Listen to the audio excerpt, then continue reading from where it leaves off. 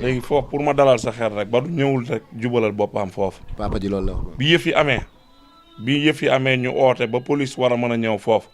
moom bi mu ootee policier bu mag bi mu jot téléphone mu ne ko bu mu jubal fële na dem fële na le mu xaar leen fa. parce que mu dem na dem zone France mu xaar leen fa pour mu am sécurité parce que Badou rek bu fa ñëwee oto yi ni ñu ko def bu boobaa kon moom mën nañ kaa def loolu. bala ay mbokkaam di ñëw. kon loolu xel mën na koo nangu. parce que arabe yi dañuy wax ne wan jour li ma anal xawl wala lil aqil ndax wal xaqu maqbulun walaw min jaahilin ñu ne wax bu nu ko waxee bul xool wax ji ki ko wax parce que moom mën naa am ay yéreem mu manqué wala jëfam mu manqué mais xoolal wax bi mu wax sens bi mu am lan la te yaakaar naa wax bu dofee nopp ya koy dégg war naa wér dëgg la wala déet.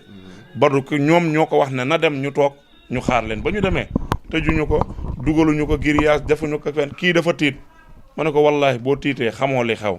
parce que ku dund avant 30 ans ci li ngay dund yàlla di la ci teral nga nekk sa kër papa ba génn fa dem faneen sacrifié woo kenn nga bàyyi ba heure bii di sacrifié kon yeex ngaa def kon bul jaaxle ñoom ñooñu woo ñu toog foofu ñu toogaat fa ba heure boobu jot ñu libéré ñu ñëw toog fii 2 heures 1 heure du matin lañ ñu woon ne waa Kër Mbaye Fall ñu ngi sagaase kër gi ñu ñëw la fa xew yépp ci la xewe